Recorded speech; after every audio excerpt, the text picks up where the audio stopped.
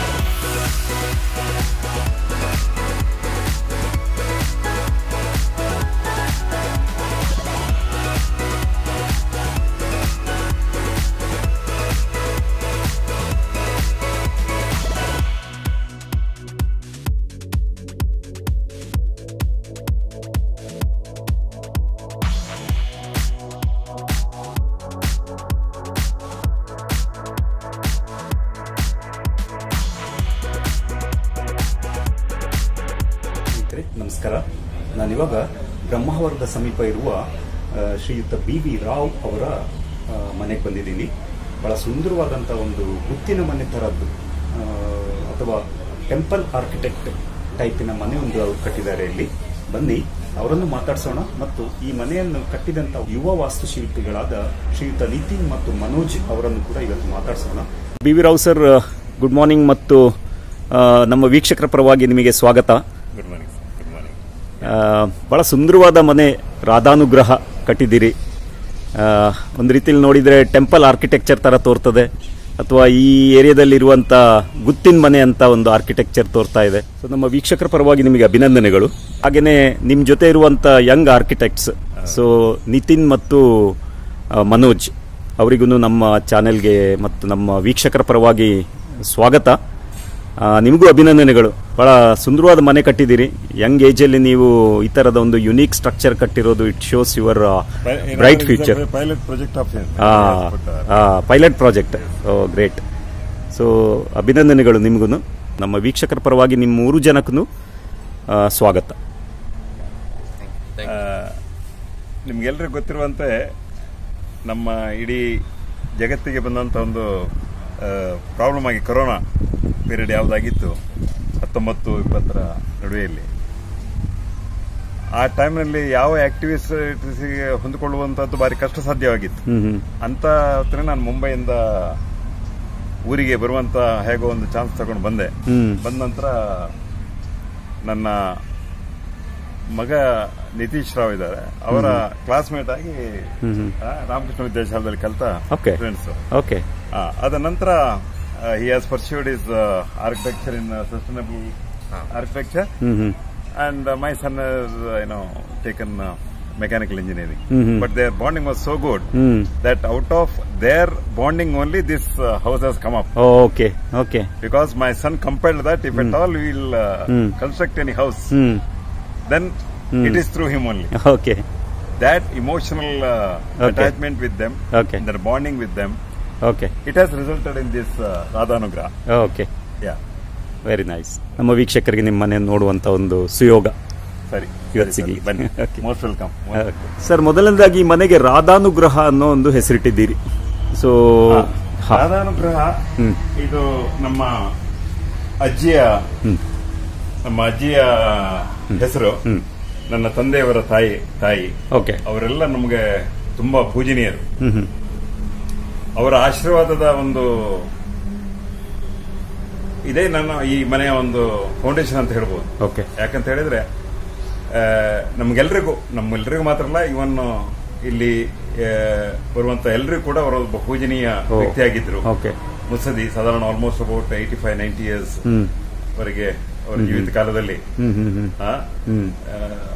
ಅವರೊಂದು ಆಶೀರ್ವಾದ ಏನಿದೆ ಅದು ನಮಗೆಲ್ಲ ಒಂದು ಶ್ರೀರಕ್ಷೆಯಾಗಿ ಪರಿಣಮಿಸಿದ ನಂತರ ಮುಂಬೈ ಕರ್ಮಭೂಮಿಯಾಗಿ ನಾವು ಮುಂಬೈಯನ್ನ ಸೆಲೆಕ್ಟ್ ಮಾಡಿತ್ತು ಜನ್ಮಭೂಮಿಯಾಗಿ. ಇವತ್ತಿನ ದಿವಸ ನೀವು ಬಂದಿದ್ದೀರಿ. ಹೋಮ್ ಟೂರ್ ಮಾಡುವಂತ ಒಂದು ಅವಕಾಶವನ್ನ ಅವರ ಆಶಯದ ಮೂಲಕ ನಾವು ಗಳಿಸೋಣ ತಿಳ್ಕೊಳ್ತೇನೆ ಅಲ್ವಾ. So let us take it. So that is influence us actually. So ಅಜ್ಜಿಯವರ ಒಂದು ಇದರಿಂದ ಅವರಿಗೊಂದು ಮನೆ ಆಗ್ಬೇಕಂತಿತ್ತು. ಎಸ್ಪೆಷಲಿ ನನ್ನ ತಾಯಿಯವರು ಕೂಡ ಅವರಿಗೆ ಈ ದೇವಸ್ಥಾನದ ಪಕ್ಕದಲ್ಲಿ ನಮ್ಮದೊಂದು ದೇವಸ್ಥಾನ ಇದೆ, ನಮ್ಮದೇ ಆದ ದೇವಸ್ಥಾನ ಇದೆ, ದೇವಿ ದೇವಸ್ಥಾನ. ಅದ್ರ ಪಕ್ಕದಲ್ಲಿ ನಮಗೆ ಒಂದು ಮನೆಯ ಮುಂಚೆ ಕೂಡ ಮನೆ ಇತ್ತು, ಹಂಚಿನ ಮನೆ ಆಗಿತ್ತು. ಅದರೊಂದು ನಮಗೆ ಬೇಕಾದ ಒಂದು ಆ ಪರಿಸ್ಥಿತಿಯಲ್ಲಿ ನಮ್ಗೆ ಹೇಗ್ ಬೇಕೋ ಆ ತರದಲ್ಲಿ ಒಂದು ಸಣ್ಣ ಒಂದು ಮನೆ ಇತ್ತು. ಅದ ನಂತರ ನಾವು ನನ್ನ ತಾಯಿಯ ಕೋರಿಕೆಯ ಮೇರೆಗೆ, ತಾಯಿಯ ಒಂದು ಇಚ್ಛೆಯ ಮೇರೆಗೆ ಅದನ್ನ ಪೂರ್ಣ ಮಾಡುವಂತ ಒಂದು ಭಾಗ್ಯವನ್ನು ನನಗೆ ಆ ದೇವರು ಕರುಣಿಸಿದಾರಂತ ತಿಳ್ಕೊಳ್ತೇನೆ. ಅದೇ ರೀತಿ ಈಗ ಆಗಿದೆ, ನಿಮ್ಮ ಎದುರಿಗಿದೆ. Let's go. Very nice. Beautiful main door.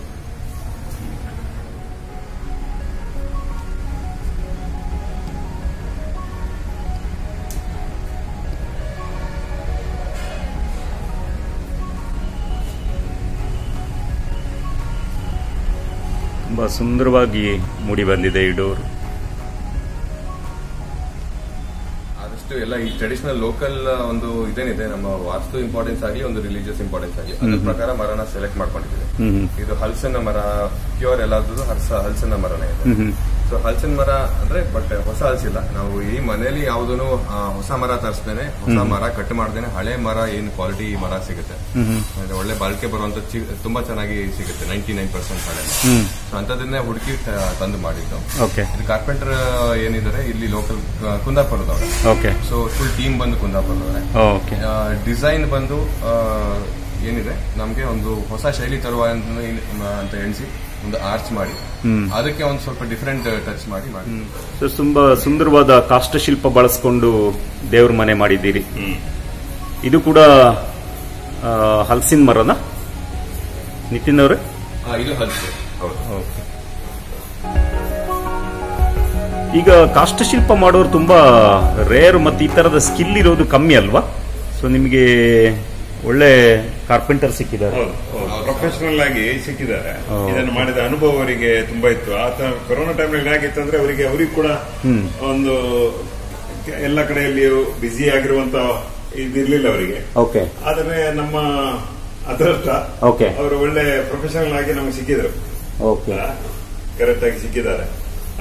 ಮತ್ತೆ ಇದು ಒಳಗಿರುವಂತದ್ದು ಹಳೆ ದಾರಂದವನ್ನೇ ಉಪಯೋಗಿಸಿ ಮಾಡಿರುವಂತದ್ದು. ಇದು ಹೊಸದಾಗಿ ಮಾಡಿರೋ ಡಿಸೈನ್ ಅಲ್ಲ. ನಮ್ಗೆ ಸಿಕ್ಕಂತ ಹಳೆ ಮರಗಳ ಹಳೆ ಇದ್ರಲ್ಲಿರುವಂತ ದಾರಂದನ ಸ್ವಲ್ಪ ರೀವರ್ಕ್ ಮಾಡಿ ಅದನ್ನ ಪೂಜೆ ಕೋಣೆಗೆ ಇದನ್ನ ಫ್ರೇಮ್ ಆಗಿತ್ತು. ವೀಕ್ಷಕರು, ನೀವೊಂದು ಗಮನಿಸಬೇಕು, ನಮ್ಮಲ್ಲಿ ದೇವರ ರೂಮಿಗೆ ಹೋಗುವಾಗ ಅದರ ಬಾಗಿಲು ಸ್ವಲ್ಪ ಚಿಕ್ಕದಿರುತ್ತೆ. ಯಾಕೆಂತ ಹೇಳಿದ್ರೆ ತಲೆ ಬಗ್ಗಿಸಿ ಬರಬೇಕು ಅಂತ. ಸೊ ಇಲ್ಲಿ ಕೂಡ ನೀವು ಗಮನಿಸಬಹುದು. ಸೊ ನಾವು ತಲೆ ಬಗ್ಗಿಸಿ ಬರಬೇಕಾಗ್ತದೆ.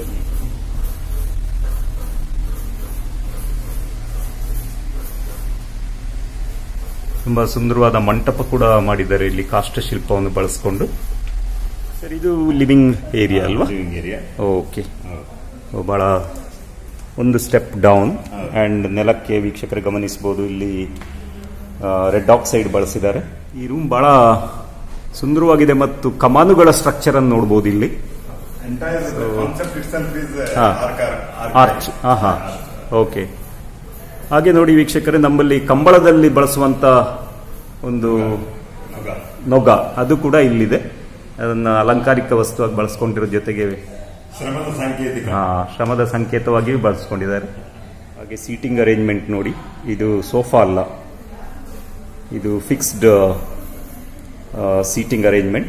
ಸರ್, ಈ ಸೀಟಿಂಗ್ ಅರೇಂಜ್ಮೆಂಟ್ ಬಹಳ ಸುಂದರವಾಗಿದೆ, ಇದ್ರ ಬಗ್ಗೆ ಸ್ವಲ್ಪ ಹೇಳಿ ಸರ್. ಇಲ್ಲಿ ನಾವು ಫಿಕ್ಸ್ಡ್ ಫರ್ನಿಚರ್ ನ ಮಾಡೋಣ ಅಂತ ಅನ್ಕೊಂಡಿದ್ದು. ಫಿಕ್ಸ್ ಫರ್ನಿಚರ್ ಅಂತ ಬಂದಾಗ ಒಂದೇನಂದ್ರೆ ಅಡ್ವಾಂಟೇಜ್ ಏನಂದ್ರೆ ಫರ್ನಿಚರ್ ನಾರ್ಮಲ್ ಆಗಿ ಮೂವ್ ಮಾಡುವಂತ ಅವಶ್ಯಕತೆ ಇರೋದಿಲ್ಲ. ಅದಕ್ಕೆ ನಾವು ಗೋಡೆಗೆ ಅದನ್ನ ಗೋಡೆ ಪಕ್ಕದಲ್ಲಿ ಬರೋ ತರ ಅರೇಂಜ್ಮೆಂಟ್ ಮಾಡ್ಕೊಂಡಿರ್ತೀವಿ. ಮತ್ತೆ ಎಂಟೈರ್ ಮನೆ ಬಂದ್ಬಿಟ್ಟು ಒಂದು ಟ್ರೆಡಿಷನಲ್ ಮತ್ತೆ ಒಂದು ವರ್ನಾಕ್ಯುಲರ್ ಸ್ಟೈಲ್ ಆಗಿರೋದ್ರಿಂದ ಸೊ ಅದಕ್ಕೇನೆ ನಾವು ಯೆಲ್ಲೋ ಆಕ್ಸೈಡ್ ನೆಲದಲ್ಲಿ ರೆಡ್ ಆಕ್ಸೈಡ್ ಮಾಡಿರೋದ್ರಿಂದ ಈ ಮನೆಯಲ್ಲಿ ನಾವು ತುಂಬಾ ಕಡೆ ಫಿಕ್ಸ್ ಫರ್ನಿಚರ್ಸ್ ನ ನೋಡಬಹುದು. ಒಂದು ಈ ಲಿವಿಂಗ್ ಏರಿಯಾದಲ್ಲಿರುವಂತ ಈ ಸೀಟಿಂಗ್, ಅದಾದ್ಮೇಲೆ ಡೈನಿಂಗ್ ಏರಿಯಾದಲ್ಲಿ ಬರುವಂತ ಒಂದು ಸೀಟಿಂಗ್, ಅದಾದ್ಮೇಲೆ ಗ್ರೌಂಡ್ ಫ್ಲೋರ್ ಇರುವಂತ ಬೆಡ್ರೂಮ್ ಅಲ್ಲಿ ಬರುವಂತ ಫಿಕ್ಸ್ಡ್ ಬೆಡ್, ಅದೆಲ್ಲದನ್ನು ನಾವು ಆಕ್ಸೈಡ್ ಅಲ್ಲೇ ಮಾಡಿದೀವಿ. ಒಂದು ಅಡ್ವಾಂಟೇಜ್ ಏನಿರುತ್ತೆ ಅಂದ್ರೆ ಆಕ್ಸೈಡ್ ಫ್ಲೋರಿಂಗ್ ಒಂದು ಸಿಂಗಲ್ ಫ್ಲೋರಿಂಗ್ ಆಗಿರೋದ್ರಿಂದ ಸೊ ಈ ಫರ್ನಿಚರ್ ಮೂವ್ ಮಾಡ್ತಿರ್ಬೇಕಾದ್ರೆ ಸ್ಕ್ರಾಚಸ್ ಆಗುವಂತದ್ದು ಆ ತರದೆಲ್ಲ ಇರುತ್ತೆ. ಅದರಿಂದ ನಾವು ಒಂದು ಫಿಕ್ಸ್ಡ್ ಫರ್ನಿಚರ್ ಮಾಡಿದಾಗ ಆ ಸಮಸ್ಯೆ ಬರೋದಿಲ್ಲ. ಸೊ ನಮ್ಗೆ ಲಾಂಗಿಟಿವಿಟಿ ಒಂದು ಇದು ತುಂಬಾ ಟೈಮ್ ತನಕ ಫ್ಲೋರಿಂಗ್ ಚೆನ್ನಾಗಿರುತ್ತೆ, ಕೂತ್ಕೊಳ್ಳೋಕ್ಕೂ ತಂಪಿರುತ್ತೆ. ಸೊ ಕಾಸ್ಟ್ ಎಫೆಕ್ಟಿವ್ ಕೂಡ ಒಂದು ರೀತಿ. In addition to that, what I feel in modern interior, normally we go with the very soft sofas. I think health point of view or the posture, whatever we tend to make in that particular sofas, it is not healthy. Health point of view, that's better that you should be always, your back should be supported and 90 degree, it is always advised by medical fraternity for our own health. So considering that point of view also, of course that time I was not knowing, but ultimately through certain knowledge we gathered that it's better instead of going for sofas, modern sofas and all. It is always better actually. Maintenance point of view is better. Dust will not accumulate. As daily we are cleaning all those things. So I thought that it is better. And all you will have some sort of efforts you have to put that it will bend on its own. So here what happens is you will give a grip to get up. And always you will be erect position. It is healthy point of view. It is better. ಬಹಳ ವಿಶಿಷ್ಟವಾದ lighting ನೋಡಬಹುದು ಗೆಳೆಯರೆ. Roof ಕೂಡ ಬಹಳ height ಇದೆ, ಮೇಲೆ ventilation ಕೂಡ ಮತ್ತು ಸುಂದರವಾದ ವಿನ್ಯಾಸ ಕೂಡ ನೀವು ಗಮನಿಸಬಹುದು. ನಿತಿನ್, ಈ ಬಗ್ಗೆ ಸ್ವಲ್ಪ ಡೀಟೇಲ್ ಕೊಡಿ ನಮಗೆ. ಸೊ ಇದರಲ್ಲಿ ನಮಗೆ ಉಡುಪಿಯಲ್ಲಿ ಜನರಲಿ ಗ್ಲೇರ್ ಜಾಸ್ತಿ, ಅಂದ್ರೆ ಕಣ್ಣು ನಾವು ಆಚೆ ಸ್ಕೈ ನೋಡಿದ್ರೆ ಅಥವಾ ಇವನ್ ಆಚೆ ಏನೋ ಒಂದು ಲ್ಯಾಂಡ್ಸ್ಕೇಪ್ ನೋಡ್ಬೇಕಂದ್ರೆ ಬಹಳ ಇದು ಜಾಸ್ತಿ ಇರುತ್ತೆ, ನಮಗೆ ಬೆಳಕು ಜಾಸ್ತಿ ಇರುತ್ತೆ, ಕಣ್ಣಿಗೆ ಜಾಸ್ತಿ ಈಸಿಯಾಗಿ ಕಣ್ಬಿಟ್ಟು ನೋಡೋಕ್ಕಾಗೋದಿಲ್ಲ. ಸೊ ಮನೆಯಲ್ಲಿ ಯೂಶಲಿ ನಾವು ಅದಕ್ಕೋಸ್ಕರ ಬ್ರೇಕ್ ಮಾಡಿದ್ವಿ ವಿಂಡೋಗಳನ್ನ, ಚಿಕ್ಕ ಚಿಕ್ಕ ವಿಂಡೋಗಳು, ಹಾಗೆ ಮಲ್ಟಿಪಲ್ ಲೆವೆಲ್ ಅಲ್ಲಿ ವಿಂಡೋಗಳು ಕೊಟ್ಟಿದ್ವಿ. ಹಾಗೆ ಕೊಟ್ಟಾಗ ಏನಾಗುತ್ತೆ ನಮಗೆ ಬೆಳಕು ಸ್ವಲ್ಪ ಡಿಫ್ಯೂಸ್ ಅಂತ ಹೇಳ್ತಾರೆ. ಸೊ ಡಿಫ್ಯೂಸ್ ಆಗಿ ನಮ್ಗೊಂದು ಸಾಫ್ಟ್ ಲೈಟ್ ಹೊರಗಡೆ ಬರುತ್ತೆ, ಕಂಫರ್ಟಬಲ್ ಲೈಟ್ ಬರುತ್ತೆ. ಆಚೆ ನಮಗೆ ಕಲರ್ ಗ್ಲಾಸ್ ಅನ್ನ ಸ್ವಲ್ಪ ಜಾಸ್ತಿ ಬಳಸಿದ್ವಿ, ಯಾಕಂದ್ರೆ ಅದು ಕೂಡ ನಮಗೆ ಡೈರೆಕ್ಟ್ ಗ್ಲೇರ್ ನ ಕಟ್ ಮಾಡುತ್ತೆ, ಬ್ಲಾಕ್ ಮಾಡಿ ನಮಗೆ ಮಿನಿಮಲ್ ಏನೇನು ಎಷ್ಟು ಲೈಟ್ ಬೇಕಿಲ್ಲಿ ಕೋಸಿ ಆಗಿರೋದಕ್ಕೆ ಮತ್ತೆ ಫಂಕ್ಷನ್ ಮಾಡೋದಕ್ಕೆ ಬರೋದಕ್ಕೆ ಅಷ್ಟು ಲೈಟ್ ಮಾತ್ರ ಬಿಡ್ಲಿಕ್ಕೆ ಮಲ್ಟಿಪಲ್ ಲೆವೆಲ್ಸ್ ಅಲ್ಲಿ ಮಲ್ಟಿಪಲ್ ಎಂಟ್ರೀಸ್ ಲೈಟ್ ಮಾಡಿದೀವಿ. ಹಾಗೆ ನಮ್ಗೆ ಮೇಲ್ಗಡೆ ಇರೋ ಇದೇನಿದೆ ವಿಂಡೋ, ಅದು ನಮ್ಗೆ ಡಿಫ್ಯೂಸ್ ಲೈಟ್ ಕೂಡ ಕೊಡ್ತದೆ. ಇನ್ನೊಂದು ಪರ್ಟಿಕ್ಯುಲರ್ ಇದು ಉತ್ತರ ದಿಕ್ಕಿನಲ್ಲಿ ಇರೋ ಕಾರಣದಿಂದ. ಇನ್ನೊಂದು ಏನಂದ್ರೆ ನಮ್ಗೆ ಏನೇ ಬಿಸಿ ಗಾಳಿ ಇದ್ರು ಅದ್ ಮೇಲ್ಗಡೆಯಿಂದ ಈಸಿಯಾಗಿ ಸಲೀಸಾಗಿ ಬೇಗ ಹೋಗ್ತಾ ಇರ್ತದೆ. ಸೊ ನಮ್ಗೆ ಇಲ್ಲಿ ಬೇರೆ ಫೋರ್ಸ್ಡ್ ವೆಂಟಿಲೇಷನ್ ಕ್ರಿಯೇಟ್ ಮಾಡ್ಬೇಕಂತಿಲ್ಲ, ಫ್ರೆಶ್ ಏರ್ ಬರ್ತಾ ಇರುತ್ತೆ. ಯಾಕಂದ್ರೆ ಯೂಸ್ ಆಗಿರೋಂತ ಏರ್ ಹಾಟ್ ಆಗಿರೋಂತ ಏರ್ ಎಸ್ಕೇಪ್ ಆಗ್ತಾನೆ ಇರ್ತದೆ. ಒಂದು ಇಲ್ಲಿ ಮತ್ತಿನ್ನೊಂದು ಮೇಲ್ಗಡೆ ಒಂದು ಚಿಕ್ಕ ಒಂದು ಮಂಟಪ ಇದೆ, ಎಲ್ಲಾ ಮನೆಯ ಬಿಸಿ ಗಾಳಿ ಕೂಡ ಅಲ್ಲಿಗೆ ಕನೆಕ್ಟ್ ಆಗ್ತದೆ. ಇದು ರೂಫ್ ಎಷ್ಟು ಹೈಟ್ ಇದೆ? ಈ ರೂಫ್ ಬಂದು ಟೋಟಲ್ ನಮಗೆ 30 feet ಬರುತ್ತೆ. 30 feet height. Okay, that is one reason why this room is cool ಅಲ್ವಾ? ಈ ಕಮಾನ್ ಸ್ಟ್ರಕ್ಚರಲ್ ಮತ್ತು ಈ ಮ್ಯಾಸನರಿ ವರ್ಕ್ ಅನ್ನು ನೀವು ಹೇಗೆ ಮಾಡಿದ್ದೀರಿ? ಸರ್, ಮೇಸನರಿ ವರ್ಕ್ ನಲ್ಲಿ ಮೇನ್ ಆಗಿ ಏನಂತಂದ್ರೆ ನಮಗೆ ಆದಷ್ಟು ಪ್ರತಿಯೊಂದು ಕೂಡ ಒಂದು ಗ್ರಾವಿಟಿಗೆ ಹಾರ್ಮೋನಿಯಲ್ಲಿ ಇರಬೇಕು ಅನ್ನೋ ಕಾರಣದಿಂದ ನಾವು ಆರ್ಚಸ್ ಯೂಸ್ ಮಾಡಿದ್ವಿ. ಸೊ ಏನೇ ಲೋಡ್ ಮೇಲ್ಗಡೆಯಿಂದ ಭಾರ ಬೀಳ್ತದೆ ಅದು ನೀಟಾಗಿ ನಮಗೆ ಒಂದು ಸಾಫ್ಟ್ ರೀತಿಯಲ್ಲಿ ಗ್ರೌಂಡ್ ಗೆ ಬೀಳ್ತದೆ. ಸೊ ಎಲ್ಲೂ ನಾವು RCC ಬೀಮ್ ಫ್ಲಾಟ್ ಬೀಮ್ ಬಳಸಿಲ್ಲ. ಫ್ಲಾಟ್ ಬೀಮ್ ಅಥವಾ ಏನಾದ್ರು ರೇಂಜ್ ಬಳಸಿದ್ರೆ ಅದು ಯಾವಾಗಲೂ ಕಾನ್ಸ್ಟೆಂಟ್ ಒಂದು ಗ್ರಾವಿಟಿ ಜೊತೆ ಒಂದು ಜಗಳದಲ್ಲಿ ಇರ್ತದೆ. ನಾನು ಬಿಡೋದಿಲ್ಲ ಅಂತ ಗ್ರಾವಿಟಿ ನಾನು ಏನೋ ಬೀಳಿಸ್ತೇನೆ. ಓಕೆ. ಒಂದು ಟೈಮಲ್ಲಿ ಗ್ರಾವಿಟಿ ಗೆದ್ದೇ ಗೆದ್ದೆ. ಬಟ್ ನೀವು ಆರ್ಚ್ ಮಾಡಿದಾಗ ಇದಕ್ಕೆ ಯಾವ್ದು ಸ್ಟ್ರೆಸ್, ಯಾವ ರೀತಿ ಸ್ಟ್ರೆಸ್ ಇಲ್ಲ ಡೋಮ್ಗಳ ಆರ್ಚ್ಗಳು ಮಾಡಿದಾಗ. ಸೊ ಹಾಗಾಗಿ ಎಲ್ಲಾ ಕಡೆ ನಾವು ಆರ್ಚ್ ಬಳಸಿದ್ರೆ ಜಾಸ್ತಿ ಸ್ಟೆಬಿಲಿಟಿಗೋಸ್ಕರ. ಓಕೆ. ಈ ಮನೆಯಲ್ಲಿ ನೀವು ಪಿಲ್ಲರ್ ಬಳಸಿಲ್ಲ ಅಲ್ಲ?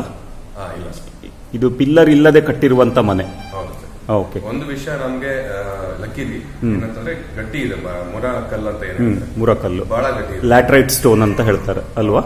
ಓಕೆ, ಸರಿ. ಅದಕ್ಕೋಸ್ಕರ ನಮ್ಗೆ ಒಂದು ಪ್ಲಿಂತ್ ಬೀಮ್ ತಗೊಳ್ಳುವಂತ ಅವಶ್ಯಕತೆ ಕೂಡ ಇಲ್ಲ, ಬರಲಿಲ್ಲ. ಓಕೆ. ಫೌಂಡೇಶನ್ ಕೂಡ ನಾವು ಕಲ್ಲು ಮತ್ತೆ ಸುಣ್ಣದ ಗಾರೆಯಲ್ಲೇ ಮಾಡಿದೀವಿ.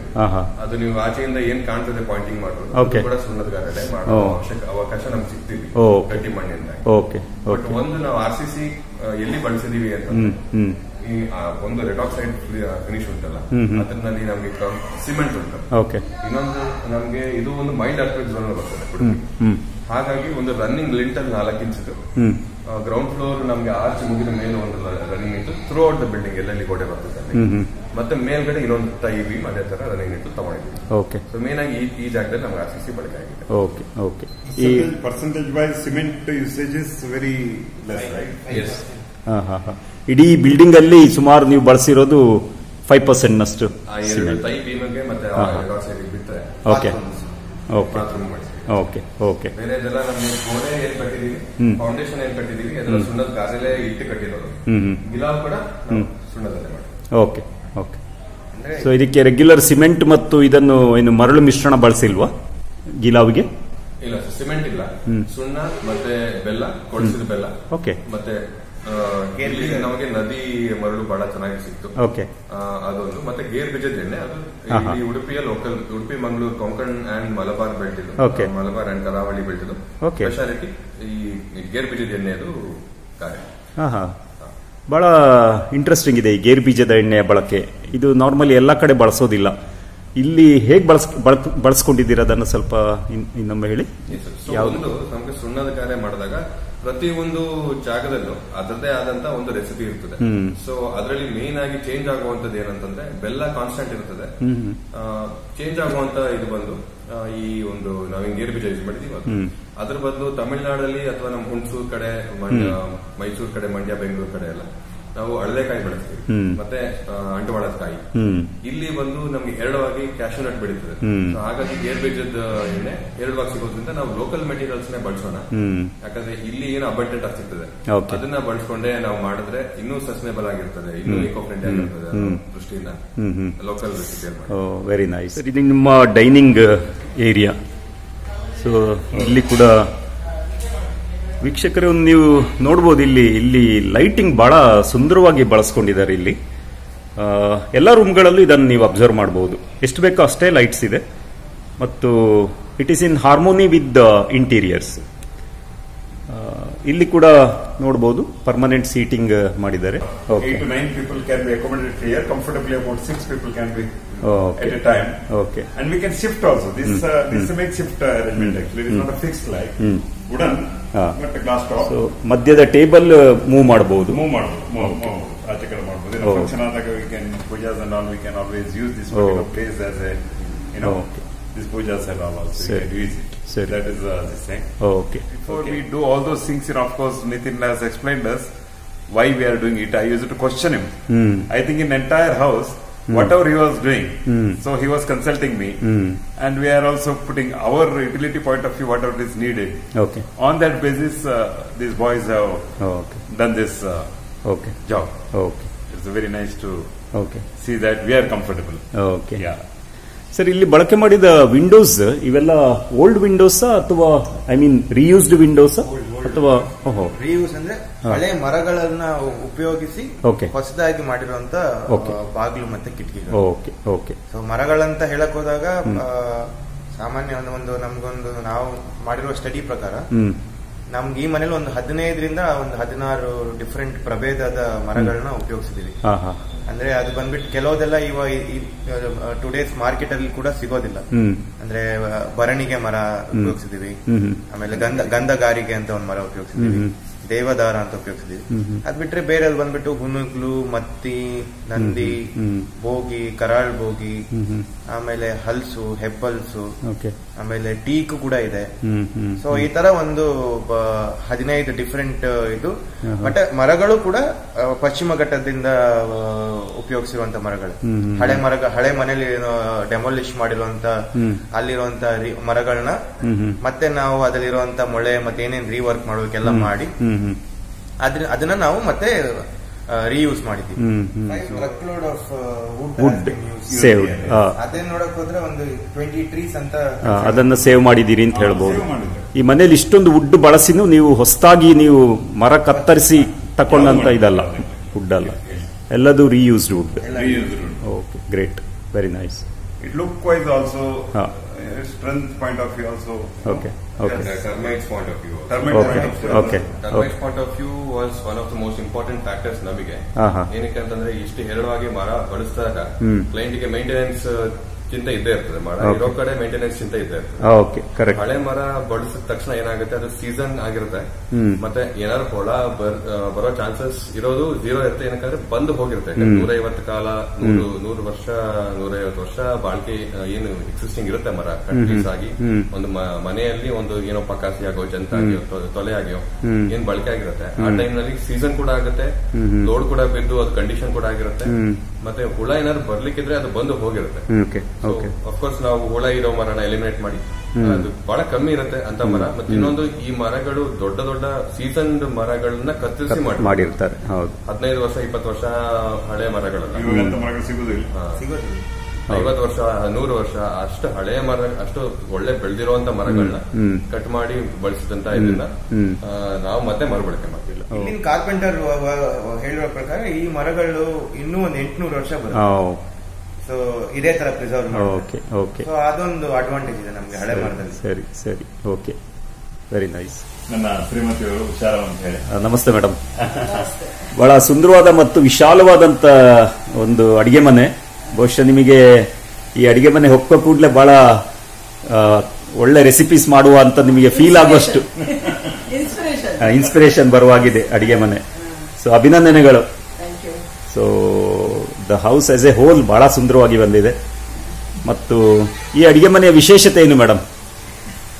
ವಿಶೇಷತೆ ಅಂದ್ರೆ ನಾವು ಬೊಂಬೆಯಲ್ಲಿ ಇದ್ದಾಗ ತುಂಬಾ ಸಣ್ಣ ಓಕೆ, ಅದನ್ನ ನೋಡಿ ನಾನು ಮಾಡ್ಬೇಕಾದ್ರೆ ಹೇಳಿದೆ, ಒಂದು ಒಳ್ಳೆ ವಿಶಾಲವಾದ ಅಡಿಗೆ ಮನೆ ಬೇಕು, ಸ್ಪೇಸ್ ಜಾಗ ಬೇಕು, ಹೆಚ್ಚಬೇಕು ಅಂತ. ಹಾಗಾಗಿ ಅದನ್ನ ಮಾಡ್ಕೊಂಡು ಒಂದು ಸ್ವಲ್ಪ ಸಮಾಧಾನ ಇರ್ತದೆ ಅಡಿಗೆ ಮಾಡ್ಬೇಕಾದ್ರೆ. 4 ಜನ ಬಂದ್ರೆ ಒಳ್ಳೆ ಮಾತಾಡ್ತಾ ಇದ್ ಮಾಡ್ಬೋದು. ಬಹುಶಃ ಇಲ್ಲಿ ಟೈಲ್ಸ್ ಬಳಸಿರೋದ್ರಿಂದ ಸ್ವಲ್ಪ ಸೆಕೆ ಕೂಡ ಕಡಿಮೆನೆ ಇರ್ಬೋದು. ಬೆಡ್ರೂಮ್ ಇದೆ ನಮ್ಮ ಮಾತುಶ್ರೀ ಅವರದ್ದು. ಓಕೆ, ಅಮ್ಮ ಕೂಡ ಇದ್ದಾರೆ. ನಮಸ್ತೆ ಮೇಡಮ್. ಹಳೆ ಸ್ಟೈಲ್ ನ ಸುಂದರವಾದ ಬೆಡ್ರೂಮ್. ಸೊ ನೀವು ನೋಡಬಹುದು. ಇರಿ ಅಮ್ಮ, ಇರಿ. ಚೆನ್ನಾಗಿದ್ದೀರಾ? ಇದು ನನ್ನ ಅಜ್ಜಿಯ, ನಾನೀಗ ಸಂದು ಕುಂದಿರಾಳ ಅಂತ ಹೇಳ್ತಾರೆ. ಓಕೆ. ನಮ್ಮ ಅಜ್ಜಿಯ ನಮ್ಮ ಅಜ್ಜಿಯವರು ಇದು ಮಾಡ್ತಾರೆ, ನಮ್ಮ ತಂದೆಯವರ ತಾಯಿಯವರು ರಾಧಮ್ಮ. ಅದೇ 100 ವರ್ಷದ ಮೇಲೆ ಆಗಿರ್ಬೋದು ಓಕೆ. ಈಗಾಗಲೇ ಇಲ್ಲಿ ಬಾತ್ರೂಮ್ ವ್ಯವಸ್ಥೆ. Okay, right. ಅವರಿಗೆ ಅಮ್ಮನಿಗೆ ಗೆಸ್ಟ್ ಬೆಡ್ರೂಮ್. ಇದೊಂದು ಗೆಸ್ಟ್ ಬೆಡ್ರೂಮ್ ಆಗಿದೆ. ಓಕೆ.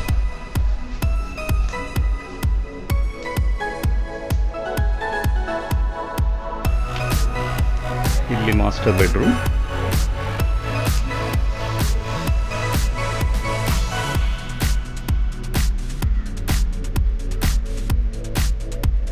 ಕಿಟಕಿಯ ಒಂದು ಯುನೀಕ್ ವಿನ್ಯಾಸವನ್ನು ಗಮನಿಸಬಹುದು. ಬೆಳಕಿಗೋಸ್ಕರ. ಓಕೆ. ಇಲ್ಲಿನ ಎಲ್ಲ ರೂಮ್ಗಳಲ್ಲೂ ನಾನು ಅಬ್ಸರ್ವ್ ಮಾಡ್ತಾ ಇದ್ದೀನಿ, ನೀವು ಕಲರ್ಡ್ ಗ್ಲಾಸ್ ಬಳಸಿದ್ದೀರಿ. ಏನ್ ಕಾನ್ಸೆಪ್ಟ್ ಇದು? ಕಲರ್ಡ್ ಗ್ಲಾಸ್ ನಲ್ಲಿ ಒಂದು ನಮ್ಗೆ ಅದರದ್ದು ಇಂದ ಏನ್ ಡಿಫ್ಯೂಸ್ ಆಗಿ ಅಥವಾ ಅದರಿಂದ ಕಲರ್ ಆಗಿ ಏನ್ ಲೈಟ್ ಒಳಗಡೆ ಬರುತ್ತೆ, ಅದರದ್ದು ಕಲರ್ ವೇರಿಯೇಷನ್ಸ್ ನಮ್ಮ ಮನೆ ಒಳಗಡೆ ಬಿದ್ದಾಗ, ಮರದ ಮೇಲೆ ಗೋಲ್ಡನ್ ಲೈಟ್ ಬಿದ್ದಾಗ ಒಂದು ರೀತಿ ಕಾಣ್ತದೆ, ರೆಡ್ ಲೈಟ್ ಬಿದ್ದಾಗ ಒಂದು ರೀತಿ ಕಾಣ್ತದೆ. ಸೊ ಆ ಒಂದು play of colours with light, ಅದು ನಮ್ಮ ಪುರಾತನ ಕಾಲದಲ್ಲಿ ಎಲ್ಲಾ ಮನೆಗಳು ತುಂಬಾ ಕಾಣ್ತಿತ್ತು. ಸೊ ಆ ಒಂದು ಎಲಿಮೆಂಟ್ ನಮ್ಗೆ ಬಹಳ ಜಸ್ಟ್ 3 ಪೀಸ್ ಏನ್ ಚಿಕ್ಕ ಪೀಸ್ಗಳಿದೆ, ಆ ಒಂದು ಪೀಸ್ ಇಂದ ಬಹಳನೇ ಇಲ್ಲಿದ್ದ ಒಳಗಡೆ ಆಂಬಿಯನ್ಸ್ ಎನ್ಹಾನ್ಸ್ ಆಗುತ್ತೆ. ಸೊ ಅದಕ್ಕೋಸ್ಕರ ನಾವು ಎಲ್ಲಾ ಕಡೆ ಮತ್ತೆ ಅದನ್ನ ತಂದಿರೋದು ನಾವು ಫ್ಯಾಕ್ಟರಿಯಲ್ಲಿ ಕಲರ್ ನ ಹಾಕಿ ಮಾಡ್ತಾರೆ, ಕಲರ್ ಎಚಿಂಗ್ ಮಾಡಿಸಿಲ್ಲ. ಫ್ಯಾಕ್ಟರಿ ಎಲ್ಲಿದೆಯೋ ಅಲ್ಲಿಗೆ ಹೋಗಿ ಇದೊಂದು ಸಣ್ಣ ಒಂದು ರಿಲ್ಯಾಕ್ಸಿಂಗ್. ಸರಿ, ಈ ಜಗ್ಲಿ ಒಂದು ನಮ್ಗೆ ಸೌತ್ ವೆಸ್ಟ್ ಕಾರ್ನರ್ ಅಲ್ಲಿ ಬರ್ತದೆ. ಸೊ ಸೌತ್ ವೆಸ್ಟ್ ಕಾರ್ನರ್ ನಲ್ಲಿ ನಾವು ಜಗ್ಲಿ ಏನಕ್ಕೆ ಬಳಸಿದ್ವಿ ಅಂದ್ರೆ ನಮ್ಮ ವಾಸ್ತು ಪ್ರಕಾರ ನಮ್ಗೆ ಮಾಸ್ಟರ್ ಬೆಡ್ರೂಮ್ ಬಂದು ಸೌತ್ ವೆಸ್ಟ್ ಅಲ್ಲೇ ಬರ್ಬೇಕು.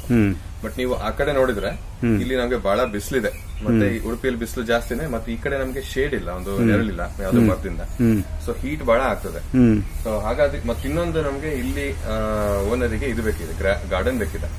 ಸೊ ಒಂದು ಗಾರ್ಡನ್ ಕೂಡ ಇರೋದ್ರಿಂದ ನಮ್ಗೆ ಗಾರ್ಡನ್ ಎಕ್ಸ್ಪೀರಿಯನ್ಸ್ ಮಾಡ್ಲಿಕ್ಕೆ ಒಳಗಡೆ ಕೂತು ನೋಡ್ಲಿಕ್ಕೂ, ಒಂದು ಜಗ್ಲಿ ಕೂತು ಗಾರ್ಡನ್ ಒಂದು ಒಳ್ಳೆ ಗಾಳಿ ತಗೊಳ್ಲಿಕ್ಕೂ ಬಹಳ ವ್ಯತ್ಯಾಸ ಇದೆ. ಮತ್ತೆ ಇನ್ನೊಂದೇನಂದ್ರೆ ಜಗ್ಲಿ ಕೊಟ್ಟಾಗ ಇಲ್ಲಿಂದ ಬರೋ ಹೀಟ್ ಏನಾಗುತ್ತೆ, ಅದಕ್ಕೊಂದು ಬಫರ್ ಸಿಗುತ್ತೆ.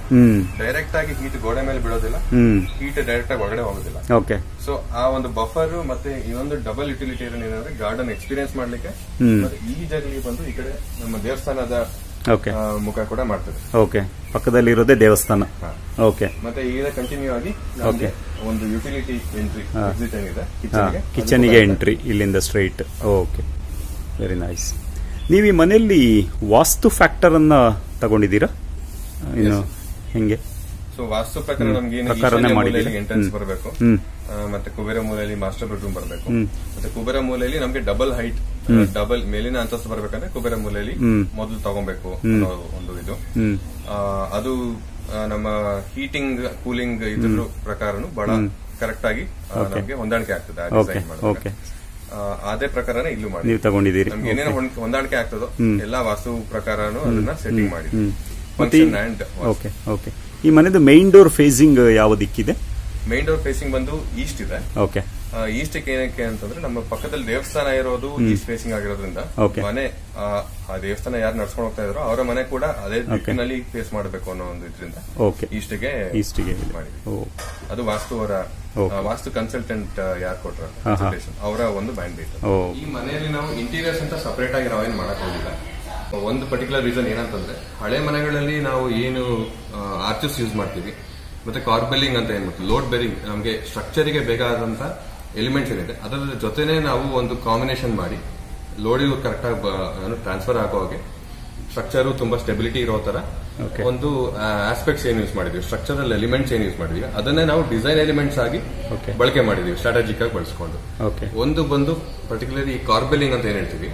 ಸೊ ಈ ಕಾರ್ಬೆಲಿಂಗ್ ಮಾಡಿದ್ರಿಂದ ನಮ್ಗೆ ಅಲ್ಲಿನ ಜಂತಿ ಸ್ವಲ್ಪ ಸಣ್ಣ ಜಂತಿ ಬಳಸಲಿಕ್ಕೆ ಇದಾಯ್ತು. ಮತ್ತೆ ಇದೊಂದು ಡಿಸೈನ್ ಎಲಿಮೆಂಟ್ ಕೂಡ ಆಯ್ತು. ಮತ್ತೆ ಇನ್ನೊಂದು ನಮಗೆ ಆರ್ಚಸ್, ಅಲ್ಲಿನ ಕಾರ್ಬೆಲಿಂಗ್, ಮೇಲಿನ ಕಾರ್ಬೆಲಿಂಗ್, ಅದು ನಮಗೆ ದೇವಸ್ಥಾನಕ್ಕೆ ಒಂದು ಇದು ಕೂಡ ಕೊಡ್ತದೆ, ಎಸ್ಥೆಟಿಕ್ ಇದರಲ್ಲಿ ಒಂದು ಎನ್ಹಾನ್ಸ್ ಮಾಡ್ತದೆ. ಮತ್ತೆ ಈ ಒಂದು ಆರ್ಚ್ ಏನಿದೆ, ದೊಡ್ಡ ಆರ್ಚ್ ಡೈನಿಂಗ್ ಹಾಲ್, ಅದು ಬಂದು ನಮಗೆ ಡೈನಿಂಗ್ ಹಾಲ್ಗೆ ಒಂದು ಫ್ರೇಮ್ ಮಾಡ್ತದೆ. ಪ್ರತಿಯೊಂದು ಕಡೆ ನಾವು ಈ ಸ್ಟ್ರಕ್ಚರಲ್ ಎಲಿಮೆಂಟ್ಸ್ ನಾವು ಒಂದು ಪರ್ಟಿಕ್ಯುಲರ್ ಸ್ಪೇಸ್ ಅನ್ನ ಫ್ರೇಮ್ ಮಾಡ್ತೇವೆ. ನಮಗೆ ಈ ಬಿಲ್ಡಿಂಗ್ ನಲ್ಲಿ ಆದಷ್ಟು ಲೆಸ್ ಪ್ರೊಸೆಸ್ಡ್ ಮೆಟೀರಿಯಲ್ಸ್, ಯಾವ್ದು ತುಂಬಾ ಇಂಡಸ್ಟ್ರಿಯಲ್ ಪ್ರೊಸೆಸಿಂಗ್ ಇರಲ್ವೋ ಅಂತದನ್ನ ಬಳಸಬೇಕು ಅಂತ. ಅಂಡ್ ಟ್ರೆಡಿಷನಲ್, ಅಫ್ಕೋರ್ಸ್ ನಮಗೆ ಟ್ರೆಡಿಷನಲ್ ಮನೆಗಳು ನೋಡಿದ್ರೆ ಎಲ್ಲ ಪ್ರೊಸೆಸಿಂಗ್ ಆಗದೆ ಇರುವಂತ ಮೆಟೀರಿಯಲ್ಸ್, ವೆರಿ ಪ್ರೊಸೆಸಿಂಗ್ ಸಣ್ಣ ಪುಟ್ಟ ಒಂದು ಅಂಶದಲ್ಲಿ ಬರೋದು ಅಂದ್ರೆ ಸುಣ್ಣದಲ್ಲಿ ಅಥವಾ ಕಲ್ಲಿನಲ್ಲಿ, ಕೆಂಪು ಕಲ್ಲಿನಲ್ಲಿ, ಲ್ಯಾಟರೈಟ್ ನಲ್ಲಿ ಅದು ಕಟ್ ಮಾಡುವಂಥದ್ದು ಅಂತದ್ದು ಸಣ್ಣ ಪುಟ್ಟ ಪ್ರೊಸೆಸ್ ಬರ್ತದೆ. ಸೊ ಆದಷ್ಟು ನಮಗೆ ಎಂಬಾಡಿಡ್ ಎನರ್ಜಿ ಅಂತ ಏನ್ ಹೇಳ್ತೀವಿ ನಮ್ಮ ಸಸ್ಟೈನಬಲ್ ಇದರಲ್ಲಿ ಟೆಕ್ನಿಕಲ್ ಟರ್ಮ್ಸ್ ಅಲ್ಲಿ, ಅದು ನಮಗೆ ಸೈಟ್ ಒಂದು ಬಿಲ್ಡಿಂಗ್ ಮಾರ್ಪಾಡಾಗ್ಲಿಕ್ಕೆ ಎಷ್ಟು ಎನರ್ಜಿ ಖರ್ಚಾಗ್ತದೆ ಅಥವಾ ಎಷ್ಟು ಹೊಗೆ, ಎಷ್ಟು ಕಾರ್ಬನ್ ರಿಲೀಸ್ ಆಗ್ತದೆ ಅದನ್ನ ಕಮ್ಮಿ ಮಾಡಲಿಕ್ಕೆ ಒಂದು ಆದಷ್ಟು ಲೋಕಲ್ ಇದರಲ್ಲಿ ಸೋರ್ಸಿಂಗ್ ಅದು ಮಾಡಿದ್ವಿ. ಸೊ ನಮಗೆ ಮೇನ್ ಚೀಫ್ ಮೆಟೀರಿಯಲ್ಸ್ ಅಂತಂದ್ರೆ ಒಂದು stone, foundation stones. Second material ಬಂದು ನಮಗೆ ಲ್ಯಾಟರೈಟ್ ಸ್ಟೋನ್ಸ್, ಅದು ಲೋಕಲ್ ಮೆಟೀರಿಯಲ್. ಮುರಕಲ್ಲು ಅಂತ ಹೇಳ್ತಾರೆ ಅದಕ್ಕೆ ಇಲ್ಲಿ ಅಲ್ವಾ? ಫೌಂಡೇಶನ್ ಕಲ್ಲು ಪೇತ್ರಿಯಿಂದ ಬಂದಿದೆ, ಅದು ಬಹಳ ದೂರ ಇಲ್ಲ. ಮತ್ತೆ ಇನ್ನೊಂದು ಸುಣ್ಣ ನಮ್ಗೆ ಸಮುದ್ರದಿಂದ ಬರೋ ಶೆಲ್ಸ್ ಇಂದ ಸಿಗುವಂತ ಸುಣ್ಣ, ಬೇಯಿಸಿದ ಸುಣ್ಣ ಏನದು ಬಹಳ ಹೇರಳವಾಗಿ ಸಿಗ್ತದೆ ಇಲ್ಲಿ. ಕೋಸ್ಟ್ ಬರೀ ಒಂದು 8-10 ಕಿಲೋಮೀಟರ್ ದೂರದಲ್ಲಿದೆ. ಇನ್ನೊಂದು ಬಂದು ಮರ ಮತ್ತೆ ನಮ್ಮ ಪಶ್ಚಿಮ ಘಟ್ಟ ಬಹಳ ಹತ್ರ ಇದೆ, ಅಲ್ಲಿಂದ ಹಳೆ ಮರದನ್ನ ಸೋರ್ಸ್ ಮಾಡಿರೋದು. ಮತ್ತಿನ್ನೊಂದು ಮೇಲಿನ ಹಂಚು, ಸೀಲಿಂಗ್ ಮತ್ತೆ ಮೇಲ್ಗಡೆ ಇರೋ ಹಂಚು, ಟಾಪ್ ಹಂಚು, ಎರಡೂ ಬಂದು ಇಲ್ಲಿ ಬೇರೆ ಯಾವ್ದು ಹಳೆ ಡಿಲಾಪಿಟೇಟೆಡ್ ಬಿಲ್ಡಿಂಗ್ಸ್, ಶಿಥಿಲಗೊಂಡಿರುವಂತ ಬಿಲ್ಡಿಂಗ್ ಗಳದ್ದು ಏನು ತೆಗೆದಿಟ್ಟಿರ್ತಾರೋ ಅಂತ ಸೆಕೆಂಡ್ ಹ್ಯಾಂಡ್ ಟೈಲ್ಸ್ ಚೂಸ್ ಮಾಡಿ ಆರಿಸಿ ತಗೊಂಡಿರೋಂಥದ್ದು. ಸೊ ಒಂದು ನಮಗೆ ಲೋಕಲ್ ಮೆಟೀರಿಯಲ್ಸ್ ನಲ್ಲಿ ಒಂದು ಕಾರ್ಬನ್ ಫುಟ್ ಪ್ರಿಂಟ್ ಮತ್ತೆ amount of electricity or energy use ಅದು ಕಮ್ಮಿ ಆಗೋದು ಜೊತೆ ಇನ್ನೊಂದೇನಂತಂದ್ರೆ ಆಲ್ಮೋಸ್ಟ್ ಎಲ್ಲಾ ಕಡೆ ಮಣ್ಣಿನಲ್ಲೇ ಮಾಡುವಂತ ಬಿಲ್ಡಿಂಗ್ ಆಗಲಿ ಸುಣ್ಣದಲ್ಲಿ ಮಾಡಿರುವಂತ ಬಿಲ್ಡಿಂಗ್ ಆಗಲಿ, ಮೇನ್ ಆಗಿ ಇದೆರಡು ಮಣ್ಣು ಸುಣ್ಣದಲ್ಲಿ ಮಾಡಿರುವಂತ ಬಿಲ್ಡಿಂಗ್ ನಲ್ಲಿ ಒಂದು ಬ್ರೀದಬಿಲಿಟಿ ಅಂತ ಹೇಳ್ತೀವಿ ಟೆಕ್ನಿಕಲಿ, ಅದು ಉಸಿರಾಡ್ತದೆ. ಸುಣ್ಣದ ಗಾರೆ ಏನ್ ಮಾಡಿರ್ತೀವಿ ಅಥವಾ ಏನ್ರಲ್ಲಿ ಕಟ್ಟಿರ್ತೀವಿ ಅದು ಎಷ್ಟು ಉಸಿರಾಡ್ತದೆ ಅನ್ನೋದು, ಅದು ಎಷ್ಟು ಉಸಿರಾಡ್ತದೆ ಅನ್ನೋದ್ರ ಮೇಲೆ ಇದು ಬಾಳ್ಕೆನೂ ಜಾಸ್ತಿ ಆಗ್ತದೆ. ಅದಕ್ಕೋಸ್ಕರ ನಮ್ಗೆ ಆರ್ಕಿಯಾಲಜಿಕಲ್ ಬಿಲ್ಡಿಂಗ್ಸ್ ನಲ್ಲೂ ಸುಣ್ಣವನ್ನೇ ಬಳಸಬೇಕಲ್ಲ. ಏನು ಸುಣ್ಣ ಬಳಸಿದ್ರೆ ಸುಣ್ಣದಲ್ಲೇ ನೀವು ರಿಪೇರ್ ಮಾಡಿ, ಮಣ್ಣನ್ನು ಬಳಸಿದ್ರೆ ಮಣ್ಣಲ್ಲೇ ರಿಪೇರ್ ಮಾಡಿ ಅದನ್ನ ಕನ್ಸರ್ವ್ ಮಾಡಿ ಅನ್ನೋದೊಂದು ರೂಲ್ ಇದರಲ್ಲಿ ಆರ್ಕಿಯಾಲಜಿ ರೂಲ್ ಬುಕ್ ನಲ್ಲಿ. ಪ್ಲಸ್ ಅಂತ ಬಿಲ್ಡಿಂಗ್ಸ್ ಹೆಲ್ತಿ ಬಿಲ್ಡಿಂಗ್ಸ್ ಕೂಡ ಅಲ್ವಾ? ಖಂಡಿತ ಸರ್.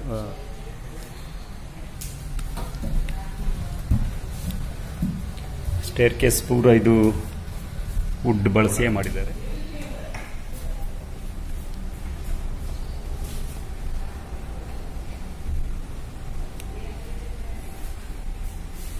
ನೀವು ಮೇಲೆ ಕೂಡ ನೋಡಬಹುದು, ಕಂಡಿ ಆ ಕಂಡಿ ಕಾರ್ಬಲ್ ಮಾಡಿದ್ದೀವಿ. ಓಕೆ. ಆ ಕಂಡಿ ಮೇನ್ ಆಗಿ ಏನಂದ್ರೆ ಒಂದು ಸ್ಟ್ಯಾಕ್ ಎಫೆಕ್ಟ್ ಅಂತ ಇದನ್ನ, ಅಂದ್ರೆ ಲೈಕ್ ಬಿಸಿ ಗಾಳಿ ಎಲ್ಲ ಮೇಲಿರ್ತದೆ, ತಂಪಾದ ಗಾಳಿ ಕೆಳಗಿಂದ ಬರ್ತದೆ ಅಂತ ಹೇಳ್ಬಿಟ್ಟು. ಸೊ ಆ ತರ ನಾವೊಂದು ಆ ಒಂದು ಬೆಂಟ್ ಕೊಟ್ಟಿರೋದ್ರಿಂದ ಓಕೆ ಇದು ಮನೆಯ ಟಾಪ್ ಮೋಸ್ಟ್ ಹೈಟ್ ಅಂತ ನೀವು ಕನ್ಸಿಡರ್ ಮಾಡಬಹುದು. ಓಕೆ. ಸೊ ಆ ಹೈಟ್ ಏನಂದ್ರೆ ಇಲ್ಲಿರುವಂತ ಸೆಕೆ ಗಾಳಿ ಎಲ್ಲದೂ ಕೂಡ ಆ ವೆಂಟ್ ಇಂದ ಹೊರಗೆ ಹೋಗ್ತದೆ. ಓಕೆ. ಅಲ್ಲಿ ನಾವು ಮೇಲ್ಗಡೆ ಗ್ಲಾಸ್ ಹಾಕಿಲ್ಲ, ಬರೀ ಮೆಶ್ ಮಾತ್ರ ಇದೆ. ಇಲ್ಲಿ ಬೆಡ್ರೂಮ್ ಸರ್ ಇದು? ಬನ್ನಿ.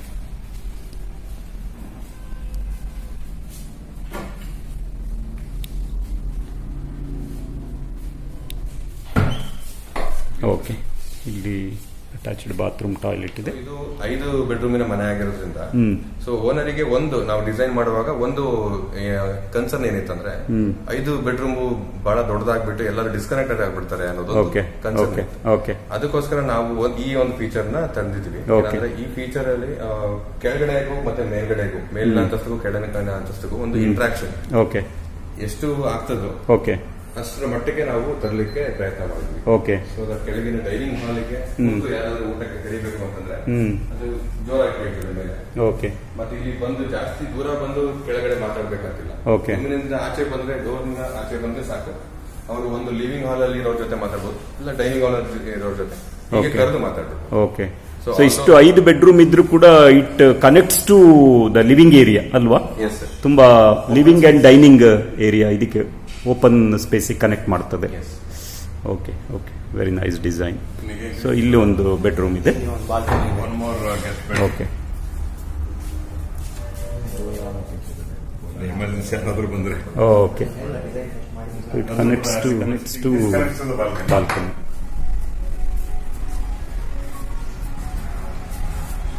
ಓಕೆ.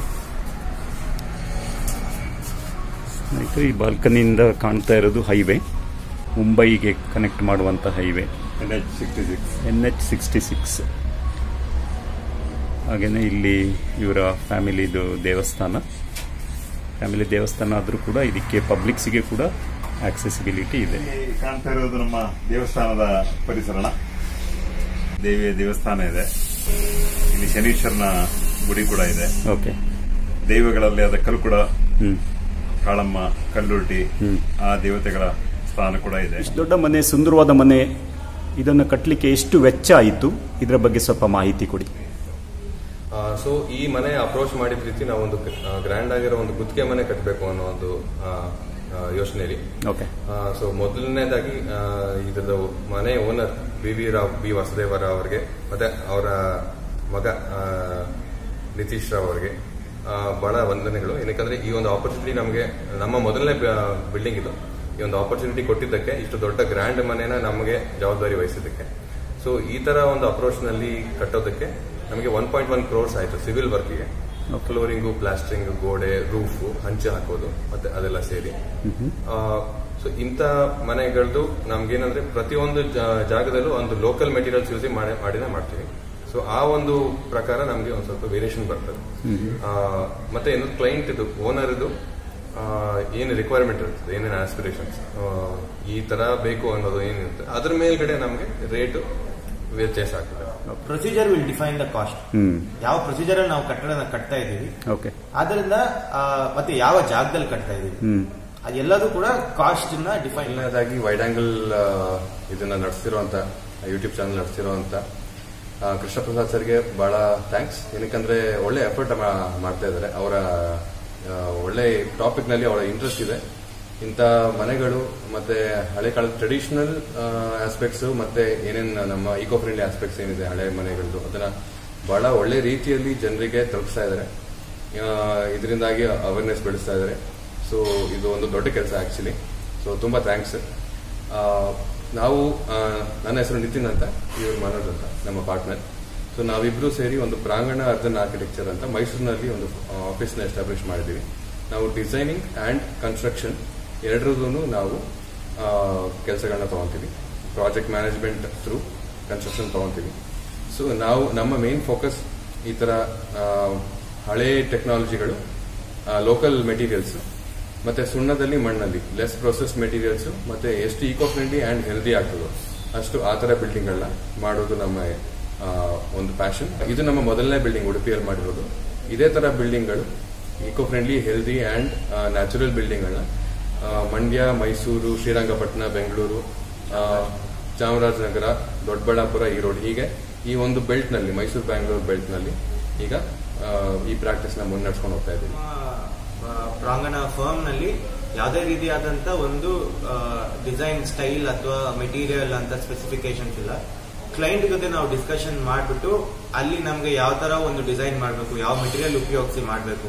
ಸೊ ಅದರಿಂದ ನಮ್ಮಲ್ಲಿ ಈಗ ವೈಡ್ ರೇಂಜ್ ಆಫ್ ಮೆಟೀರಿಯಲ್ಸ್ ನಾವು ಯೂಸ್ ಮಾಡ್ತಿದ್ದೀವಿ. ಅಂದ್ರೆ ಈಗ ಒಂದು ಸುಟ್ಟಿಟ್ಟಿಗೆ ಉಪಯೋಗಿಸ್ತೀವಿ, ಇಲ್ಲಿ ಉಡುಪಿಲಿ ಮಾಡಿರೋದ್ರಿಂದ ಲ್ಯಾಟರೈಟ್ ಕಲ್ಲನ್ನ ಉಪಯೋಗಿಸ್ತೀವಿ. ಅದಾದ್ಮೇಲೆ ಒಂದೆರಡು ಪ್ರಾಜೆಕ್ಟ್ ಮಣ್ಣಿನ ಗೋಡೆಗಳು, ಅಂದ್ರೆ ಸೈಟ್ ಅಲ್ಲೇ ಮಾಡುವಂತ ಮಣ್ಣಿನಲ್ಲೇ ಅಲ್ಲೇ ಮಾಡುವಂತ ಇಟ್ಟಿಗೆಗಳನ್ನ ಮಾಡ್ತಾ ಇದೀವಿ. ಕೆಲವುದು ಸ್ಟೆಬಿಲೈಸ್ಡ್ ಮಡ್ ಬ್ಲಾಕ್ಸ್ ಅಂತ ಹೇಳ್ತಾರೆ, ಅದನ್ನ ಮಾಡ್ತಾ ಇದೀವಿ. ಅದಾದ್ಮೇಲೆ ಕಲ್ಲಿನಲ್ಲೂ ಕಟ್ತಾ ಇದೀವಿ. ಸೊ ಹೀಗೆ ವಿವಿಧ ರೀತಿಯ ಕನ್ಸ್ಟ್ರಕ್ಷನ್ ಶೈಲಿಗಳನ್ನ ನಾವು ಅಳವಡಿಸ್ಕೊಂಡಿದೀವಿ. ಅದು ಥ್ರೂ ಎ ಮೀಟಿಂಗ್, ಒಂದು ಕ್ಲೈಂಟ್ ಜೊತೆ ಒಂದು ಹೊಂದಾಣಿಕೆ ಮೇಲೆ ಆ ಒಂದು ಡಿಸಿಷನ್ ನ ನಾವು ಮಾಡ್ತೀವಿ. ವೈಡ್ ಆಂಗಲ್ ಪ್ರೇಕ್ಷಕರಲ್ಲಿ ಈ ಈಕೋ ಫ್ರೆಂಡ್ಲಿ ಬಿಲ್ಡಿಂಗ್ ಅಥವಾ ಸುಣ್ಣದ ನ್ಯಾಚುರಲ್ ಬಿಲ್ಡಿಂಗ್, ನಮ್ಮ ಟ್ರೆಡಿಷನಲ್ ಏನು ನಾಲೆಜ್ ಸಿಸ್ಟಮ್ ಮತ್ತೆ ವಿಸ್ಡಮ್ ಇರುವಂತಹ ಬಿಲ್ಡಿಂಗ್ ಗಳನ್ನ ಕಟ್ಟಬೇಕು ಅನ್ನೋ ಇದರಲ್ಲಿ, ಮತ್ತೆ ಇನ್ನು ಲೋಕಲ್ ಮೆಟೀರಿಯಲ್ಸ್ ಬಳಸ್ಕೊಂಡು ಒಂದು sustainable and durable, more durable than cement buildings ಅನ್ನೋ ತರ ಬಿಲ್ಡಿಂಗ್ ನ ಕಟ್ಟಬೇಕು ಅಂತ ಒಂದು ಆಸಕ್ತಿ ಇದ್ದಲ್ಲಿ ನಮ್ಮನ್ನ ದಯವಿಟ್ಟು ಕಾಂಟ್ಯಾಕ್ಟ್ ಮಾಡಬಹುದು. ಸರ್, ಬಹಳ ಸುಂದರವಾದ ಮನೆ ಮತ್ತು ಇದರ ಸವಿಸ್ತಾರವಾದ ಒಂದು ಹೋಮ್ ಟೂರನ್ನು ನಮ್ಮ ವೀಕ್ಷಕರಿಗೆ ಮಾಡಿಸಿದ್ರಿ. ನಮ್ಮ ವೀಕ್ಷಕರ ಪರವಾಗಿ ನಿಮಗೆ ಧನ್ಯವಾದಗಳು. Thank you so much sir. ಅಲ್ಲ, ನಮ್ಮ ಯಾವಾಗಲೂ ಜೀವನದಲ್ಲಿ ಏನಿದೆ ಅಂತ ಹೇಳಿದ್ರೆ ದುಃಖವನ್ನು ಹಂಚಿಕೊಳ್ಳಿಕ್ಕೆ ಆಗ್ತದಿಲ್ಲ ಗೊತ್ತಿಲ್ಲ, ಅದು ಸಂತೋಷವನ್ನು ಡೆಫಿನೆಟ್ಲಿ ನಾವು ಹಂಚಿಕೊಳ್ಬಹುದು. ಅದು ಇಮ್ಮಡಿ ಆಗ್ತದಂತೆ. ನಿಮ್ಮೆಲ್ಲರ ಭೇಟಿ ನಮಗೂ ಕೂಡ ಖುಷಿ ತಂದಿದೆ. Okay, thank you so much sir. ಸ್ನೇಹಿತರೆ, ಈ ವಿಡಿಯೋ ನಿಮಗೆ ಇಷ್ಟವಾಗಿದ್ದಲ್ಲಿ ಲೈಕ್ ಮಾಡಿ ಹಾಗೂ ಶೇರ್ ಮಾಡಿ. ಇನ್ನೊಂದು ಉಪಯುಕ್ತ ವಿಡಿಯೋದೊಂದಿಗೆ ಮತ್ತೆ ಭೇಟಿಯಾಗ್ತೀನಿ. ನಮಸ್ಕಾರ.